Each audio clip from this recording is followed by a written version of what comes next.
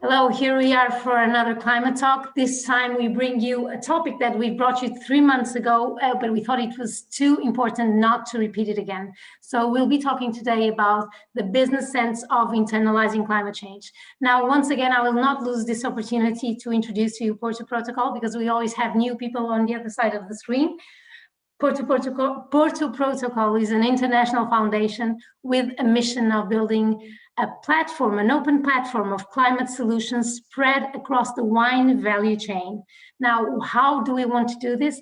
Through collaborative sharing. That means we have a community of members spread across the world, different wine regions, different profiles, different stages of climate action, different types of viticulture, and different companies as well, not only wine producers, but also packaging companies, climate services, climate consultancies, and with everyone sharing what they are doing to tackle climate emergency.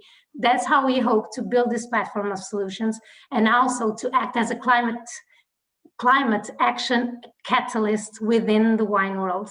Now, who do we have here today? Today we have Juan Esteve from Hamat, Spain. Hamat is a company that is part of the Colornew group.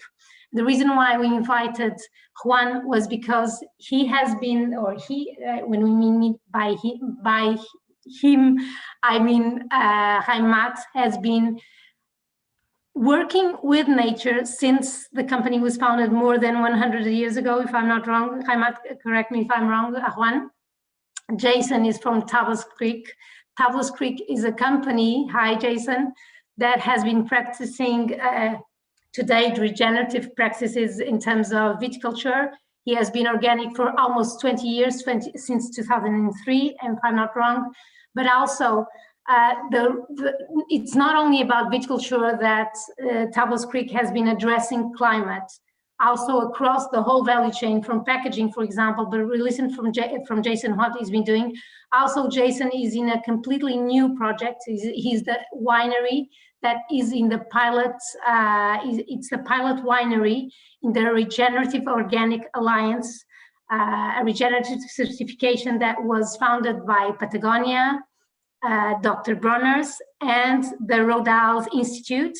And Jason will also tell us how this has been so important in addressing climate change. And we have also Luís from Soalheiro, a company from the Vinho Verdes region in Portugal. He is probably one of the members from Porto Protocol with whom we've spoken more often since we first embraced this project. And although Luís will have the opportunity to tell you about how he's been tackling climate change, how this has impacted his company or the way he addresses his business, we know for a fact we've been part of that path. And so we know all the projects he has been involved in to do so. Now, why are we talking again about this topic? Why the business sense of internalizing climate change? As we mentioned, we want to be a catalyst for climate action in the wine industry. And as an industry, we depend on climate, and chances are many of you have experienced climate change on your backyard or in your vineyard. Furthermore, we are part of an industry of long-living companies, of an agricultural product that is simultaneously a luxury product, but is also a fundamental part of our culture and in many cases of our social and economic well-being. But we are experiencing crazy times. COVID has changed everything. It is causing so much damage, and dealing with it is proving to be more overwhelming on its own. Then we don't need another crisis, but we do have it. And we have undeniable evidence of what is at stake when it comes to climate emergency. We need to fundamentally change the way we treat our planet and how we do business. Unless we are able to translate this concern into an economic advantage, into a financial statement, and explain the business sense of internalizing climate change, we will continue to speak a language that is not understood by so many business leaders and decision makers. And so that's why we decided to bring you this topic once again and again and again. We will continue to bring it with other guests. But let's start with Jason, with Juan and Luís, and I'll start by asking you, did you have any wake-up call regarding climate change? Jason, starting with you. So we come at this sort of sideways. I mean, we were at Tablas Creek, we're co-founded by the Perrin family from Château de Beaucastel in Châteauneuf-du-Pape, who've been farming organically since the 1950s, but not particularly out of a desire to make societal change, but instead to express the character of the place that we grow these grapes as clearly as possible. And so that was our starting point too, when we started in 1989 here in Paso Robles, is we knew we were going to farm organically because it was our chance to express our terroir. And as we got further down that path, we realized that no, what we should be doing is not just farming organically, not just replacing chemical inputs with non-chemical inputs, but trying to eliminate inputs altogether. So we ended up kind of transitioning from organic to biodynamic in the last decade. And then because of the work that we were doing for biodynamics, we were focusing intensively on soil health and trying to increase the carbon content of the soil so it would hold more water, be more fertile, be more resilient in this stressful climate where we are. We were invited to be a part of the pilot program of the Regenerative Organic certification that you mentioned earlier, which ties in things like soil health with larger picture questions like resources, scarce resources, and climate change. And so we think of the improvements we're making to kind of our climate footprint as a positive side effect of farming that's making better wines. So it's not so much that we come at this from the climate change perspective. Yeah. We feel like the improvements to what we're doing on the farming side come from choices that we're making to make better grapes and better wines in the first place. Okay, so first of all, you believe that, if understanding what you're saying, that the less you do in nature, the better quality of wines you get. Yeah, I mean, well, I'm not sure about better quality. I do happen to think that it's better quality, but I think if you are trying to make wines that are an expression of a specific vineyard and a specific place, the less you bring in from the outside, the clearer that expression will be. So for us, that means, I mean, it's great to use organic fertilizer rather than chemical fertilizer, but we would prefer not to have to put on fertilizer at all. So we got our own flock of 200 sheep that graze the vineyard every winter and turn the cover crops and the weeds into fertilizer. And that's our own flock of sheep from our own weeds in our own place. So it happens that a lot of these things where you're focusing on the health of the soil and the health of the microbiome, that builds carbon content in your soil, which means that your farm unit is pulling carbon out of the atmosphere and you're fixing it in a way that is more durable than just plants growing on the surface. But I do think it's fair to say that our focus on climate change is a side benefit of things that we would be doing anyway for wine quality. Okay, all right. Juan. Yeah, well, I agree a lot with Jason because we have a similar history in that sense.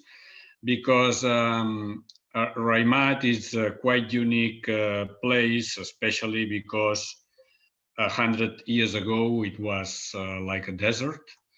It's a huge farm of out of 3,000 hectares. The total farm, out of them 2,000 are planted on vineyards. And when Manuel Raventós bought this farm, instead of managing just a few vineyards, what the heritage we got, it's managing a whole property, a piece of land almost.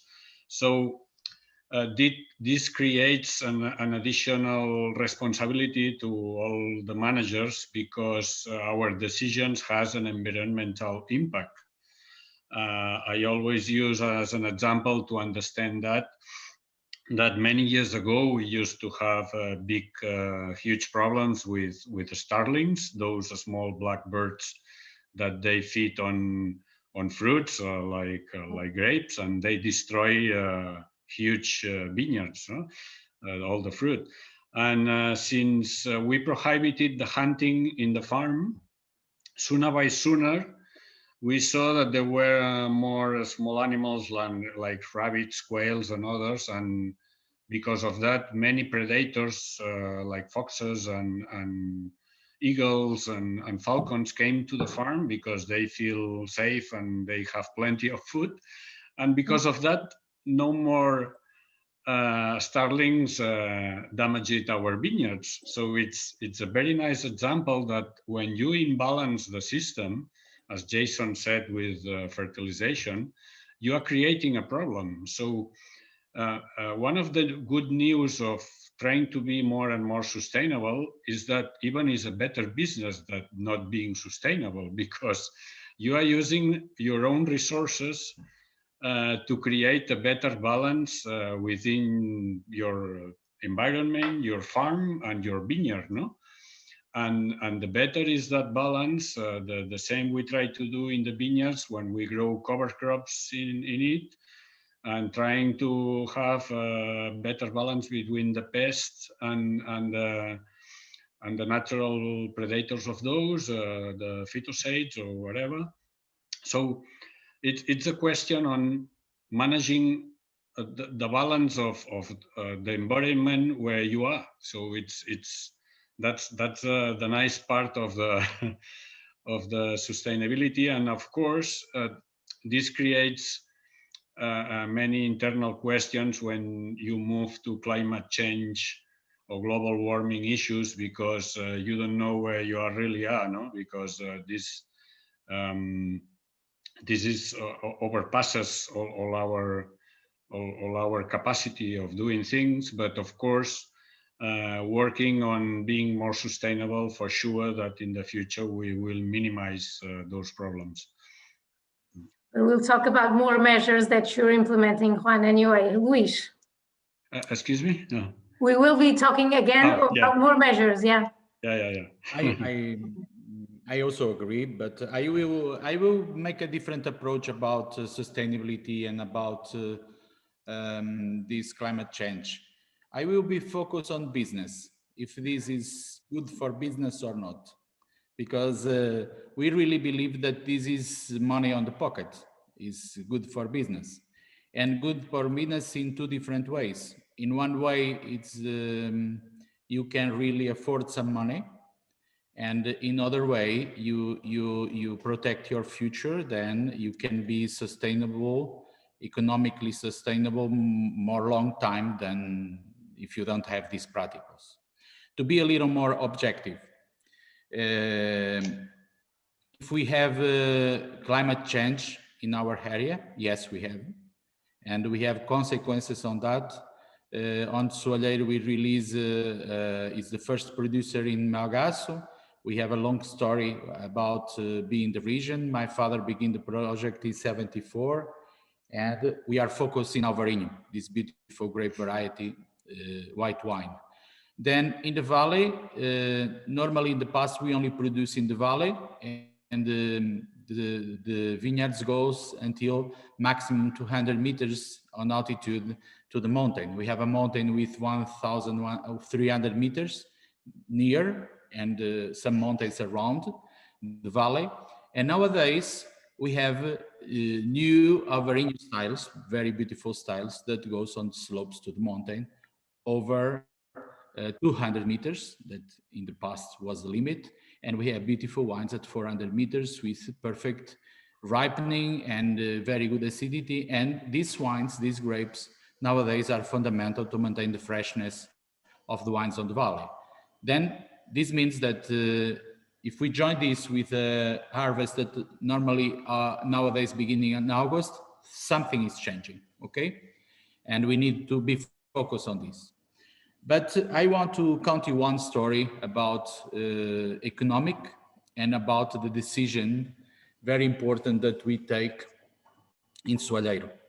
First, we always have this philosophy to be sustainable. This is something that is in our DNA, and is something that we really wanted to be on DNA of all the team. But you know why we certify in environment? why we have environment certification is because we have so much legal things to do in the company that we decided to go to a standard that put together all these legal things that we have, like control the air conditionings, control a lot of things. And we realized that this standard is also environment friendly because we put another practicals on the company, another objectives that focus us more about how to be economic sustainable with environment carings. And this, in fact, is a double chance because put all the team more focus in an evolution to be more responsible, but also all the company keeps much more organized. Then nowadays, it's nice because we speak a lot with Marta, with Cristina from Porto Protocol, and nowadays these kind of ideas are organic in our company. This is something that is very fluent. All these projects that came and that goes to the more circularity with the tissue from grapes, or that goes to a less heavy bottle, for example, is something very strong for us nowadays. And a lot of projects on this, like the cover of the winery, a green grass, and our changing, for example, our 12 hectares from organic to biodynamic nowadays. This is very organic. And why is organic? It's because it's also not expensive. It's not expensive things to do. Everything that we do nowadays, we think about be sustainable in an organic way. It's not something that is an effort on the company. And then we afford. A big example is the bottle. We have a much more sustainable bottle, less 90% of the weight of the bottle. We have a bottle for, although practically 90% of the wines now that the weight is less, is around 400 grams. It's very low, okay? And we make quality wine, okay? Then it's very difficult to understand people that we have a bottle that is not very heavy and we do quality wine. Then people get a little confused, but maybe this bottle is also less expensive. Then we can do both things, and we are caring about our economical sustainably, but also our environment sustainably. It's something in common. I think that, Luis, you made a very good point when you talk about the weight of the bottles and the perception of quality from the consumers. Because, as you said, when you bottle a premium wine in a low weight glass bottle, the perception of the consumer is that is less quality than if you bottle it in a very heavy bottle, when we know that probably 60% of the carbon footprint in a wine bottle, it comes from the glass, just the glass. No? So reducing 20% of the weight of the bottle, it's probably one of the biggest impact on the CO2 footprint. The point is that we put our communication, our brains, thinking about a model of the bottle that we don't change the quality perception. Then I think in all these, in the value of a company is always the knowledge. And what we make during 2020, this COVID epoch, we changed the bottle, and our team have time to think about the bottle. We make 10 different projects, okay? And these 10 different projects achieve a bottle that is very elegant. It's like the bottle that we have in the past. And we put some communication that, for example, please don't joke, but our bottle is more friend for the fridge. Because it's more friend for the fridge. Okay. Because in the past we have a very tall ring bottle that don't fit on the fridge, and this one fit. Then why you don't use clever things to go to the consumer? Because the consumer, we are consumer, okay? We are there to listen. And we have different ways to go. We put on the bottle some things like some gadgets, okay? And the bottle have a small point that is linked to soalheiro, because we also always joke our corks have a point and the bottle also have a point. Then we can cut the thing on the bottle is very precise. Oh, okay, in fact, we don't keep the perception only on the way of the bottle. We keep the perception of the bottle of other things that are not only the way. The way is something good for the sustainability only. I think you touched two things. Sorry, Jason, you were going to say something. Go on. Yeah, I love the focus on the bottles. I have a little anecdote that I think might be interesting for people. So we switched from quite a heavy bottle to a very light bottle, 440 gram bottle that we got custom molded with our own leaf embossed, our logo embossed on it. So it looks nice, but it's a really very light bottle in the scheme of things. But as we were doing the research to decide which way we wanted to go on this, we asked on all of our social media and on our blog, we asked our customers, what do you look for in a bottle? Like, how much do you care about the size and weight and substance and solidity of a bottle? How much do you care about the environmental footprint? And we were really surprised that 80% of the responses we got said, please just give us something that will fit in our wine rack. Like all of these giant bottles that we were thinking were so like appealing and valuable, they were providing negative utility for people. People couldn't store them. True. So very true. the switch to lighter bottles, I mean, it's in over 10 years, and we're not a huge winery. We make 30,000 cases of wine a year. But over the course of 10 years, it's over 1 million less pounds of glass that we've created. It's 1,300,000 less pounds of glass, which means less cost to ship, less cost to produce, and you can fit more pallets on a truck. And we're providing a more useful product for our customers. Like we were so wrapped up in the idea of this like customer perception that we weren't even thinking about the fact that like it was inconvenient for people to have these giant bottles. Jason and Lisa, I'm listening to various different things and really interesting. The first one is you're telling something that actually it's been our belief as a team that many times the prejudice, so to speak, the preconceived idea regarding the bottle starts in the producer and not necessarily in the consumer. The second is, I think you gave a very good idea here. And for example, I know Soleil is very active on social media, maybe not so much Heimat, but it's speak directly to your consumers and ask them what they want. And I mean, we have an amazing communication channel directly to speak to our consumers nowadays, which is all channels, social media, really, all networks. And you can talk to them directly and explain to them what you are doing. Another thing is, Jason, you come from, in this case, a small producer, and this is low-hanging fruit.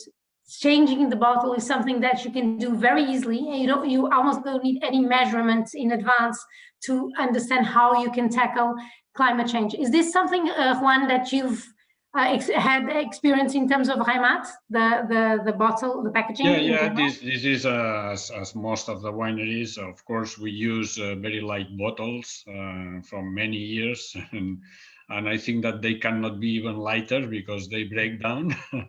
But on the other hand, the reality is that the influencers, let's say the sommeliers, or even the best restaurants, and if you see the best or the most expensive wines in the world, they always in very heavy bottles, and this is something that everybody should be advised or educated in thinking that there is nothing to do with the wine, what it holds the wine, no? So this is something that is going to be difficult to change, and well, all these kind of issues, there is a lot of marketing efforts to change that idea, and because even not only, as Luis said, it's saving money. It's you could give exactly the same value in a lighter bottle, but many consumers don't still understand that in a lighter bottle it can be the best wine of the world. No?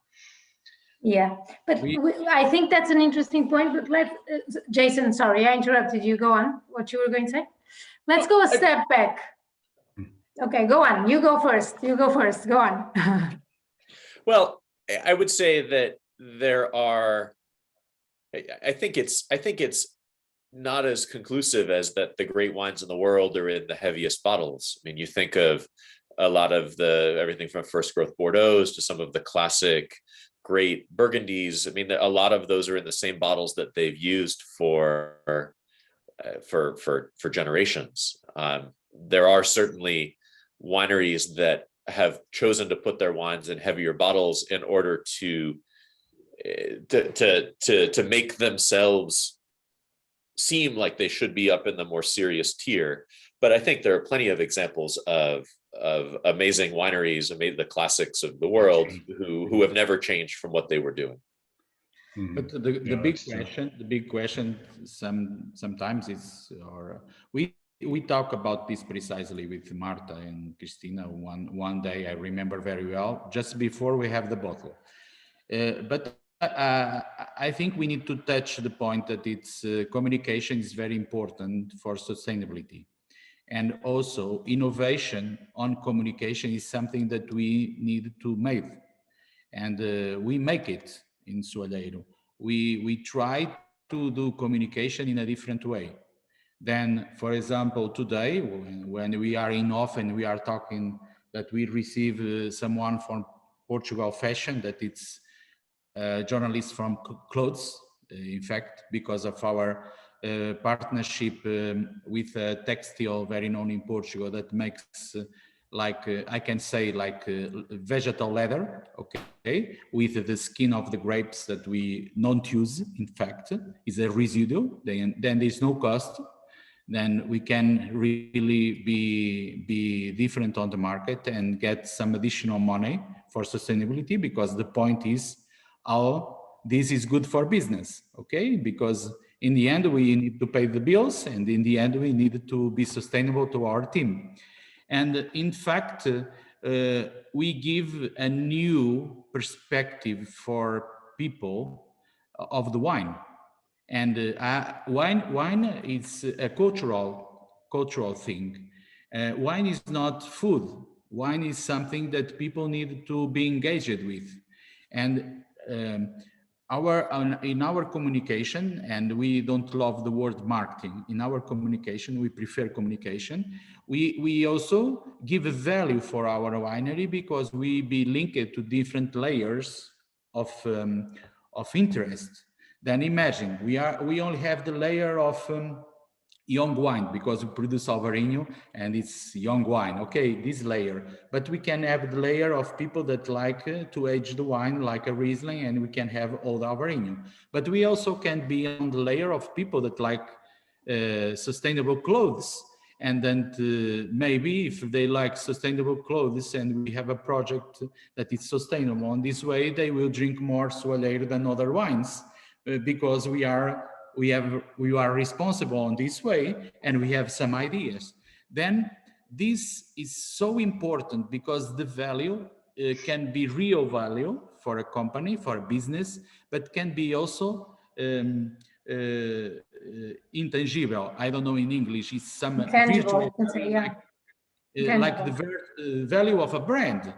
And this you cannot make the calculation.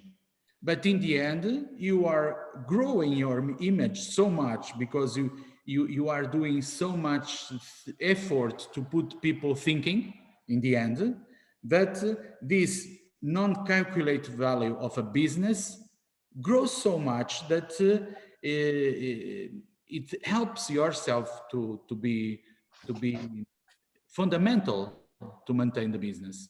And more we think in this way, not only on the turnover, really direct turnover, but the indirect turnover.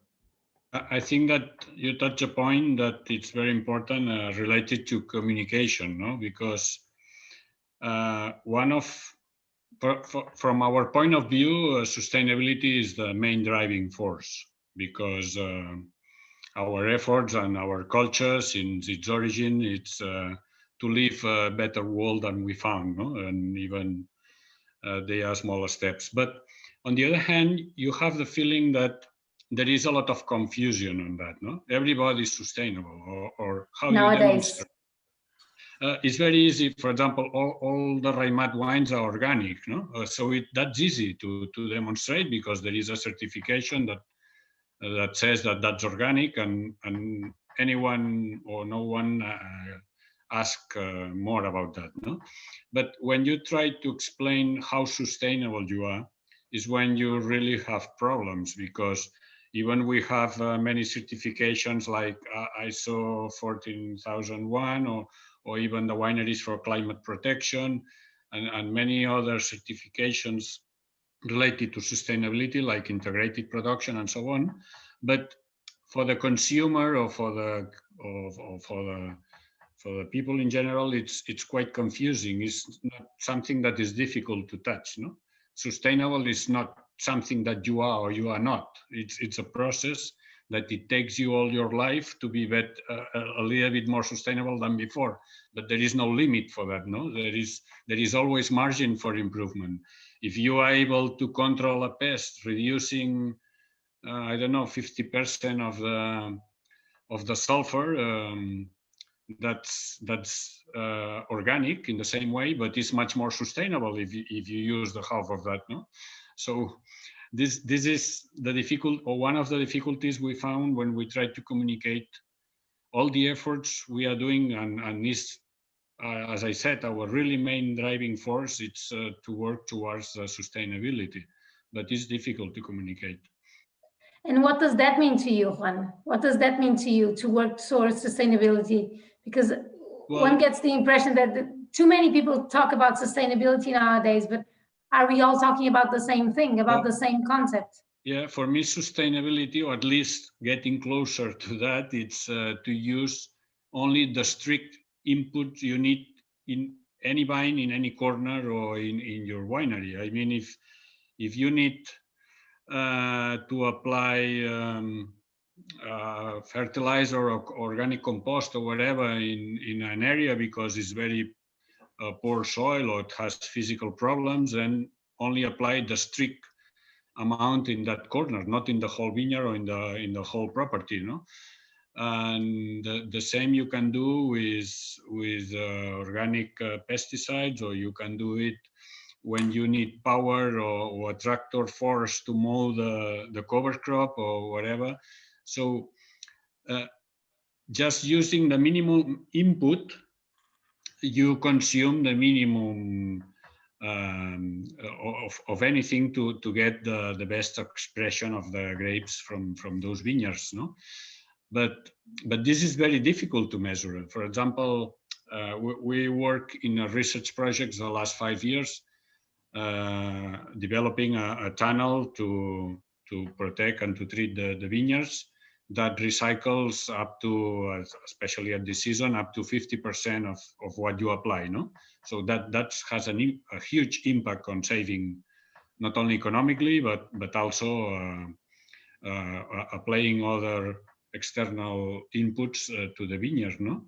So during that process, all that technology or that effort has contributed to that, or even developing many precision viticulture tools that help us to identify when is strictly necessary to apply each input.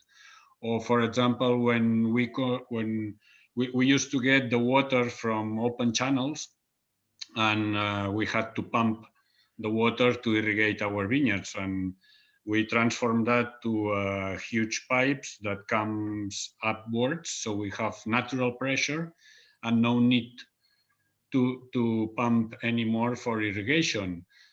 That's an investment that the payback is more than 50 years. So not many companies accept to invest that amount of money and having that long payback. But for the future generations will find something that they will not need power to pump the water, no? So the sum of many small things all together, all over the world, is what it will contribute to improve the global sustainability and to reduce the emissions of the CO2 to the atmosphere. No? But you're giving examples of the vineyard. What about the winery and the distribution? How do you apply the concept to the overall wine value chain? In the winery is more or less the same. For example, there is now new technology to clean the tanks with no need of water or even energy, like ultraviolet radiation, or you have I don't know, a zip equipment to wash the tanks without, or reducing the consumption of water to the minimum, or even recycling the rainwater, or in power installing photovoltaic plants that I guess that all of us we have in our wineries. But and then when you move in all the process and you introduce many of those concepts, no? Like, I don't know, in the packaging, as we said, reducing the weight of the bottles, or using recycled cardboard, or trying to recycle most of our products. For example, the organic compost we produce, it comes from the mark coming from the presses in the winery, so we reapply it in the vineyard and trying to close the cycle. But I understand that to get or to be better sustainable, it's a process of hundreds of small actions that you can introduce year after year and being better and better. But there is no limit for that. No, there shouldn't be any certification for that, because there is no limit for improvement. It's not something that you are or you are not. It's something that you are in the process of being better and better year after year. And going a step back, Jason, how do you see how do you pass on this spirit to the rest of your team? How do you live this? Imagine that you're starting. How do you pass this on in terms of message and in terms of operation? I think that's the easy part, honestly. I mean, one of the things that we have found, like, I'll give an example here. So when we brought in the flock of sheep initially to do the weeding, we realized that our vineyard crew, all of a sudden, like, the way that they thought of the work that they were doing at the vineyard changed. They started bringing their families out on weekends to come and see the animals and to come and see where they worked. I feel like the changes that you make to make your own operations more natural and more sustainable, those are things that the people who work there see the most clearly. I mean, you're reducing the number of things that are dangerous or toxic that you're putting on. I loved Juan's example of sulfur, which is an organic product, but it's kind of a noxious thing to come into contact with. So we've been able to reduce the amount of sulfur that we use by 80% by implementing a program of compost tea. And the connection, the fact that now our vineyard guys don't have to put on the suits to do the sulfur applications, like that happens like once a year, and not even in all of the blocks, instead of on a regular schedule. They're the ones who feel that the most acutely. So I feel like it's really easy. That one of the easiest things to do is to communicate this with your team who's there and on the ground, and they're the ones who are often the most excited about it. Of course, there are also opportunities to communicate that to your customers, and I think the point earlier that you made, that we have tools through social media that even a generation ago we didn't. I mean, if you look at the sorts of things, the things that get the biggest response when we post on Instagram or on Facebook, it's almost always things that are involved in sustainability. It is our animals, it's our work with regenerative farming, it's our move to get to 100% solar. And these are things that people really do connect with and share, and people want to feel good about the products that they support and the things that they buy and consume. And I think that's more true now than it's ever been, and it's only going to be more true in the future. And so if you can do a better job as a business of communicating to people about how what you're doing is treating your people and your land and your product in a way that your customers should be proud of, they will share that message. They will be your brand ambassadors in a way as well. For sure. Yeah, which does this make sense to you? I know we've seen you in action with your team, and we understand in your case how this was a strategy. How did you pass on this to your team? Yep. How did that start? And we agree that this process, as John said, says it's very long process, and we are not fundamentalists. Okay, in our winery, we are not fundamentalists. We are in a process, then we try to touch the more possible, but we assume that it's impossible to touch everything. It's impossible. Then in our managing, and we include the sustainability as the big focus of the company, because we divide the sustainability in four sustainabilities, and we measure. Economical sustainability is the first one, is where you can get the solid thing to apply after to the other sustainabilities. If you don't make nothing that touch you economically, also the others need to help you economically, because this is where you left the turnover for the families that work with you. Then it's very easy that the team understands. The other ones are environment. Environment, we have a measure on environment objectives on the company, and some of the environment objectives have objectives to reduce the cost. Okay, and this is something a little innovative, because usually people talk about investing lots of money to be sustainable environment, and we don't make that. We try to do the opposite, to that environment practicals get us less cost and less cost for the future, and also for the environment. And we have precise examples: the bottle and the cases. Yeah. The cases that we change for the better cases in kind of sustainability, because it's from the responsible forest. But FSC, but the cases are cheaper, because we only talk about prices, but it's true, because we change all the cases built. Then we invest in what? Brain. Other sustainability, very important to all the bases of our business, the social sustainability. And social sustainability is not only the social caring that we make with people out of the company, it's the caring that we make with our workers, with our team, and also of the producers, because we have a big club of producers of 150 producers. This is like Burgundy, okay, very small parcels, and we have a lot of producers engaged with us. And Marta knows that we have a very ambitious project to give them a sustainable seal that is very responsible to the environment, but also to the other practicals, like social practicals and like economical practicals.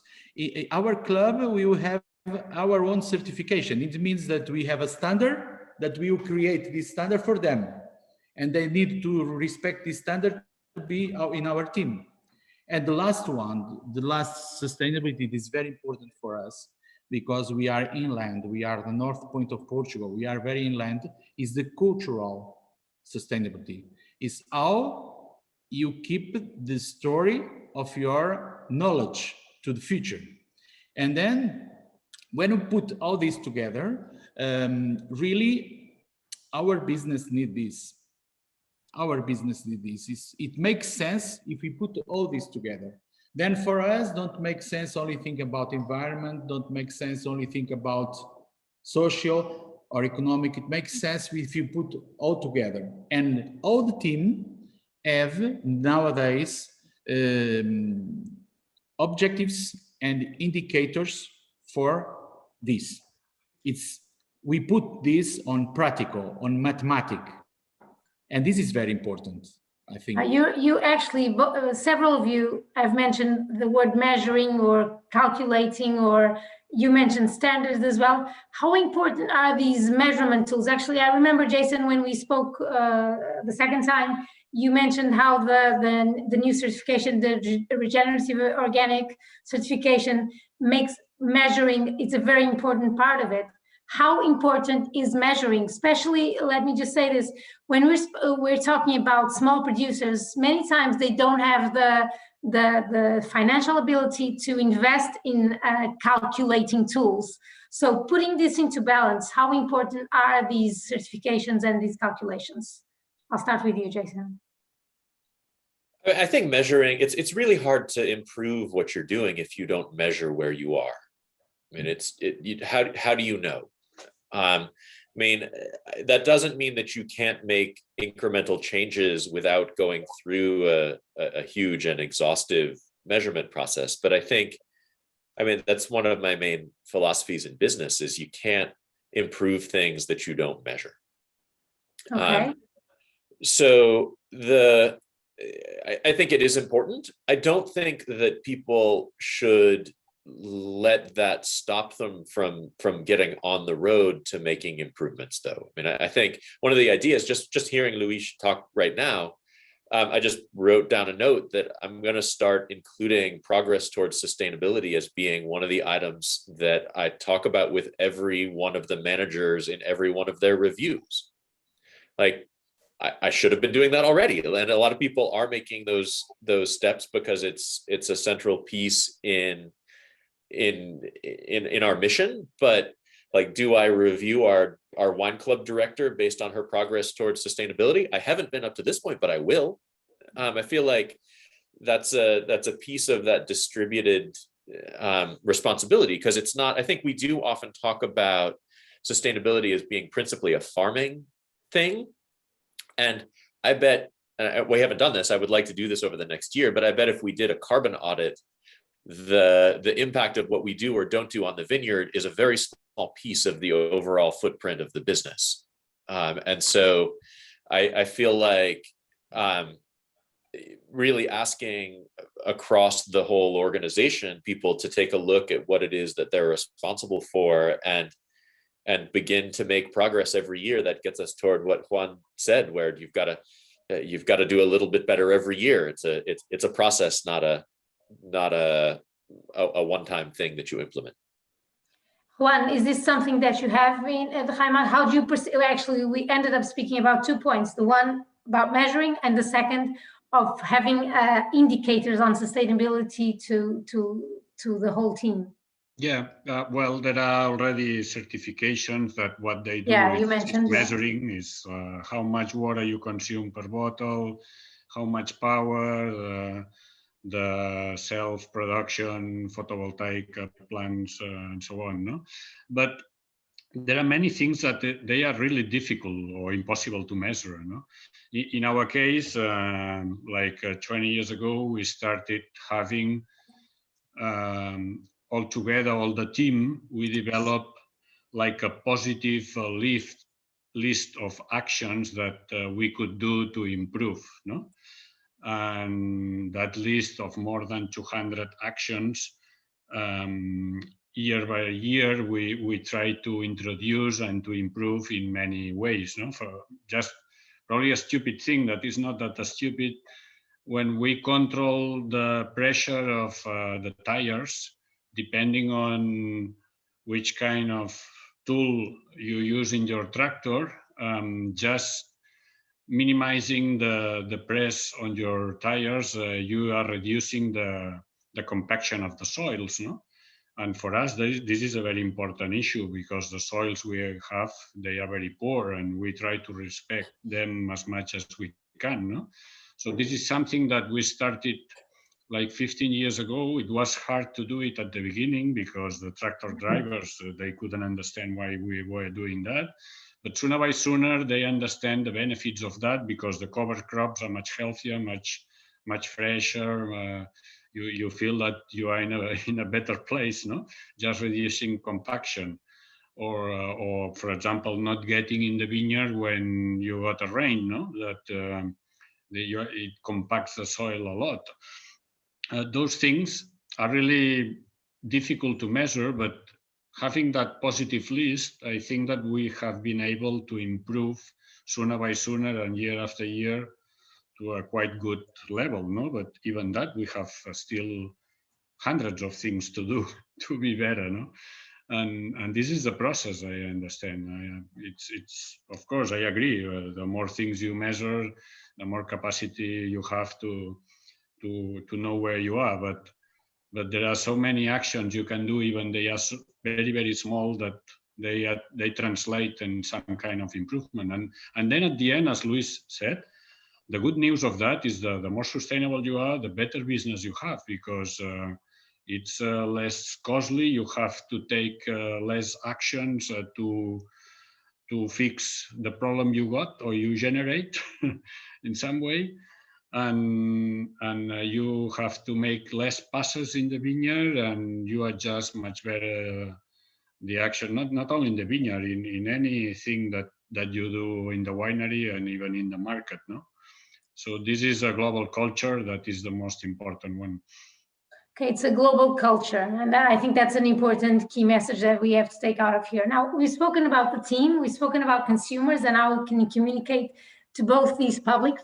What about the trade? I mean, Juan and Luis, I think you were probably in an even better position, although you probably have distributors as well in other cities in the US.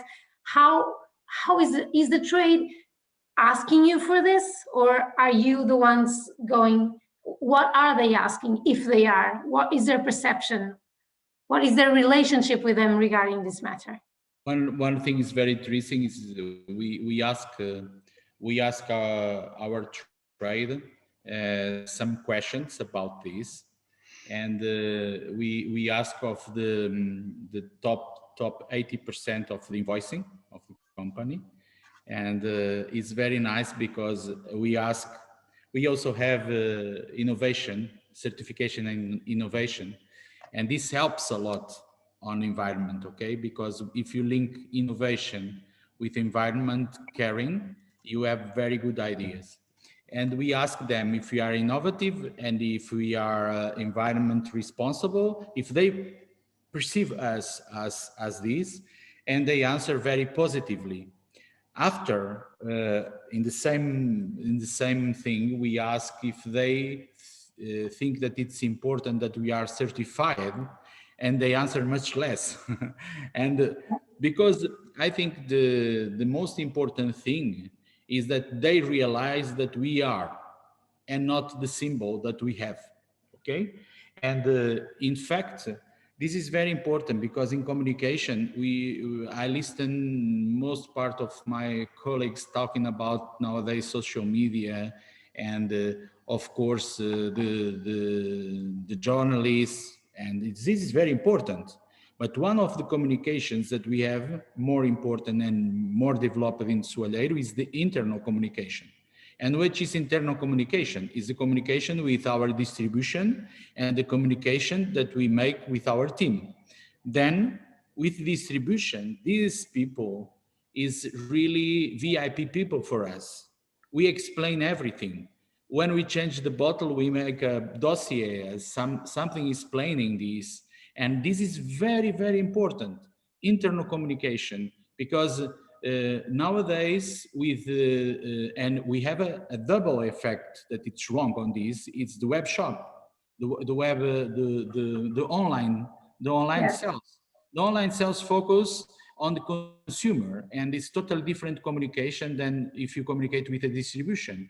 And if you communicate to the consumer, it's one thing. If you communicate with your distribution, it's another thing.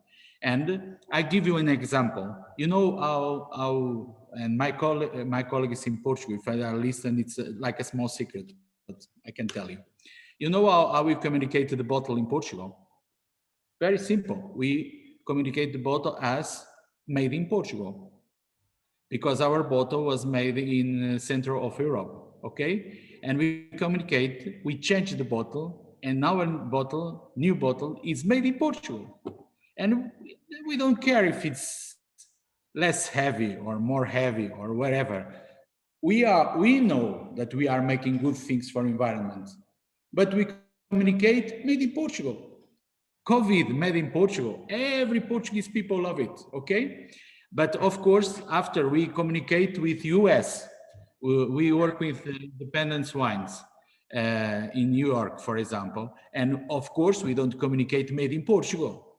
We communicate less heavy, more responsible, and so on.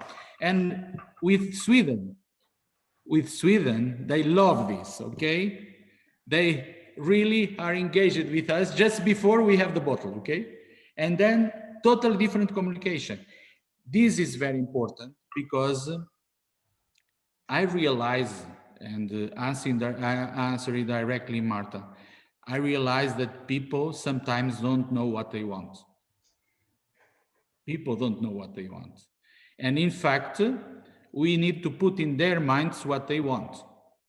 And our more strong power is that we are engaged for the better, for the future. And we can put on their mind that they are also in our team. And if they believe that they are in our team, we can have a more direct communication with them, because in fact, I believe that most part of the people don't know what they want. Really. And Juan, regarding trade and your customers, did you have any requirements from them regarding this topic? Our feeling is that it's quite easy to communicate when you are organic. For example, we have the BioSwiss certification too, or the EcoCert for China and so on. Yeah. But as I said, except probably in UK, they are more sensitive for that, or they try in some way to get more information. When you talk about sustainability, it's really difficult to communicate because, as I said, even you have many certifications, it's a confused area and it's difficult to understand for many buyers and consumers. And even, of course, we focus our communication based more in sustainability than organic.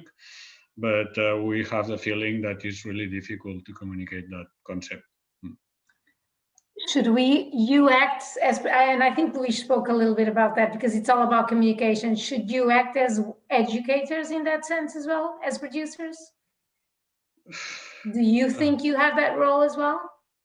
Well, we won't change our strategy and our focus because it's a conceptual thing, no? Being more sustainable.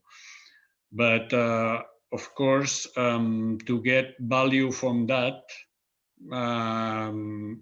you need to talk a lot, no? When you say my wines are organic, that's very easy. Straightforward. When yeah. you say my wines are sustainable, people think, well, as everyone else, no?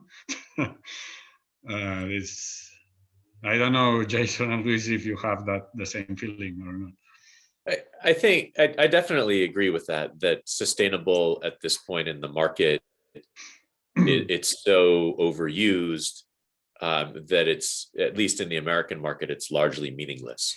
I mean, everybody wants to know that the companies they're supporting are sustainable, but according to every company is sustainable. I mean, they're all self-reporting. But that's one of the reasons why I'm really excited about this new regenerative organic certification, because it's both broad, like a lot of the sustainability certifications where it's looking at your whole business, but it's also rigorous. It has the depth and the rigor of organic and biodynamic certifications. And so I think it has the potential to be kind of a recognizable gold standard for farming. And it is tied in with organic. I mean, I think the regenerative organic, it kind of ties together two words that both mean something. already. And the fact that it will be a protected term, unlike sustainable, which is not protected on a label. Anyone can say that they're sustainable. It doesn't have a defined meaning. That's the way that I'm hoping that we can communicate this big picture message about, yes, we're working to combat climate change. Yes, we're working to provide great conditions for our workers. Yes, we're working on animal welfare. Yes, we're working on great farming. It's all of these different pieces that are tied into this one broader certification. But it is so new that, I mean, the announcement for it just went out in August of last year. So it is brand new. And at the moment is really only being implemented in America, though they have goals to do this internationally as well. So that's sort of the way that I think about it, that there needs to be at some point a certification that means something important across this broader concept of sustainability. And right now, none of the sustainability certifications really do that, because there's so many of them, they mean so many different things, and anyone can call themselves sustainable without a certification at all. Okay, that could leave us to many other questions. We'll not be putting them today. I just have two more for you. Although I would like to, spoiler alert, sustainability has been defined by the United Nations quite a while ago, and it does have three pillars, which is economic, social, and environmental. And it's good to always have this into account anyway. But Marta, let me go. I'm sorry, but in Soalheiro we have 4. Oh, yes, you have the cultural as well. I know. So let me ask you. Can I interrupt you to Yes, you can. say one thing, because we are talking about all this, and I believe, came into the topic of the business, that this kind of thing, and we are a little boring nowadays to speak about sustainability. Yeah. A little boring. We talk about the different parts, but not the word is so much used that we try to change it. But once when I read some new things about this subject, this is more on the mission, on the values, and on the targets of a company. That it's like the values really that you have, and not so far as a part of. It's like you build yourself, your soul, your way of being, and in your way of being, like a human being, a company need to have their profile, their psychology, their way of thinking. And we are building in Soalheiro this as a way of thinking and a way of being there. And Herbal Tea will help us, because it's our new business, and Herbal Tea will help us thinking a lot about this, because the philosophy, the consumers are totally different. Then this is a value of a company. Please build this as a value of company. And in the end, we will not speak about. We'll speak about quality of the wine and wine on the glass. Then if we have wine, if it's herbal tea, on the herbal tea, because, for example, our concept on bio wines, that we have a family of 2 wines on bio, we don't communicate as bio. We don't communicate as bio. It's certified, okay, have the logo, blah, blah, blah, everything okay. But in our consumer, it's a little difficult for us to go to this communication, because after we make confusion, and we prefer nowadays to build the personality of the company. Maybe you are very young yet, and we are old, but we are young on this communication. And maybe in 10 years, we can forget this, because it's absorbed by the people, and we can change for the new step. I'm sorry, Marta, but you're welcome. And I think that was a good message. But to finish with, because we already have to finish, I would ask you for three messages each of you will give to our public. Imagine that you have business leaders on the other side, and they ask you, look, how should I go? What should I do in my company to start this? Where should I start? What can I do? And I ask you 3 things. I mean, you've mentioned a lot of things here, and I actually wrote them, and I'm just going to say some of them, and I ask you to then leave 3 messages. From communication, the bottle. You mentioned, for example, precision agriculture. Juan, I know it's something important for you. You made hundreds of small actions, indicators for sustainability, recycling rainwater, measuring, cleaning tanks with no water. We love to know more about that, but we'll come to that. Natural pressure versus pumping, regenerative agriculture. You all have completely different approaches to this. So I ask you to think, you're speaking to a producer that doesn't have a lot of means and is just starting its climate path. What would you tell him to start doing in a very practical way? I'll start with you, Juan.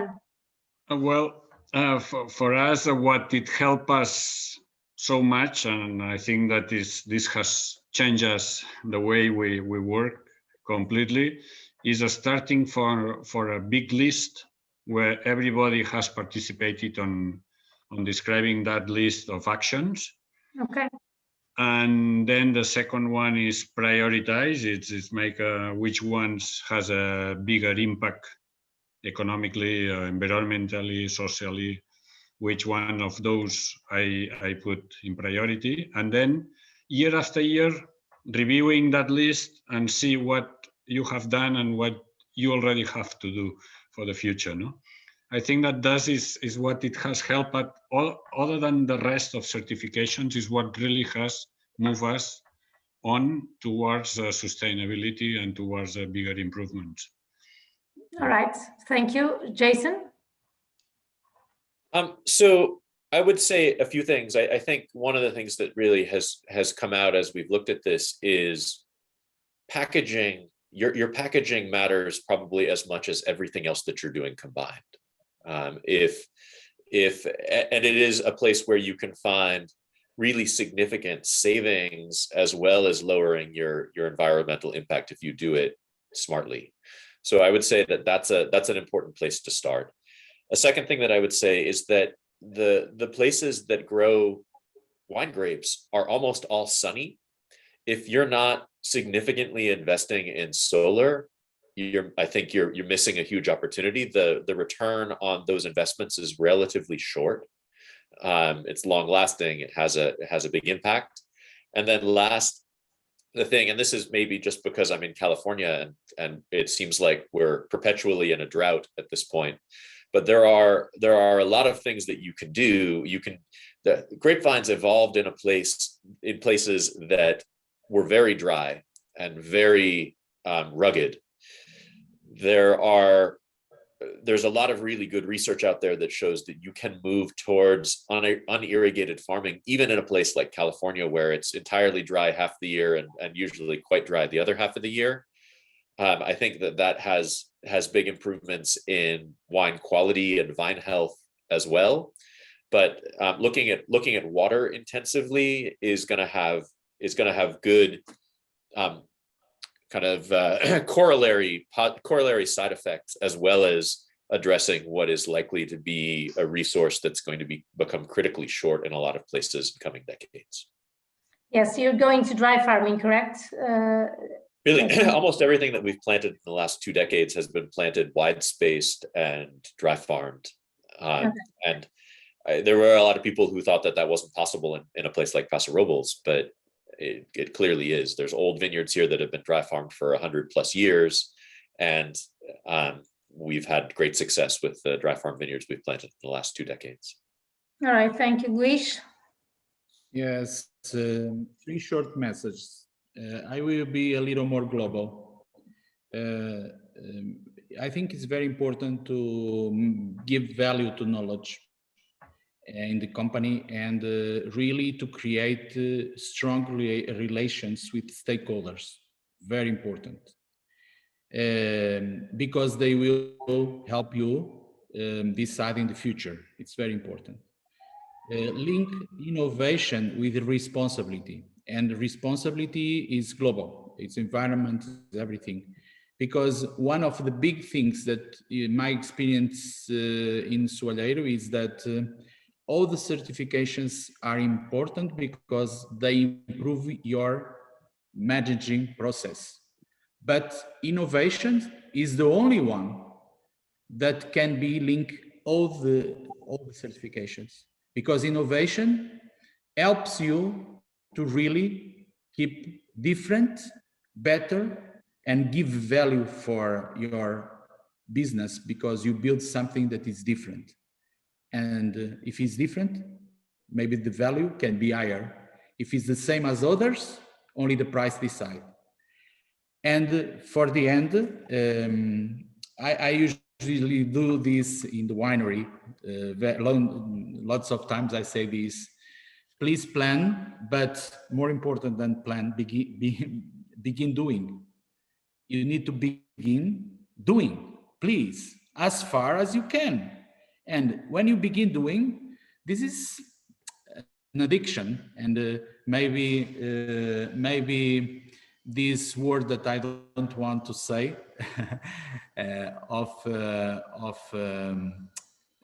be responsible is a better word, is like an addiction. And if you begin, this grows inside, and you keep better human, and you make better humans, and you keep better nature, better everything. Then we have a slogan that it's easy to be happy. We believe that it's easy to be happy. Then go on. All right, Luis, Jason, Juan, thank you very much. I think I'll just end this talk with the message that all of you ended up saying, which is it is better for business or sustainability in general. Actually, Nuno, one of our guest participants, is saying here that instead of thinking of pillars, let's think of dimensions of the social, economic, and environmental as being better for business. So I leave you this message. We'll see you in 2 weeks' time. This call will end up abruptly, and we'll get back to our guests in a short while. Regarding you on the other side of the screen, thank you again for being here today, and we'll see you very soon. Bye-bye. Bye. Thank you.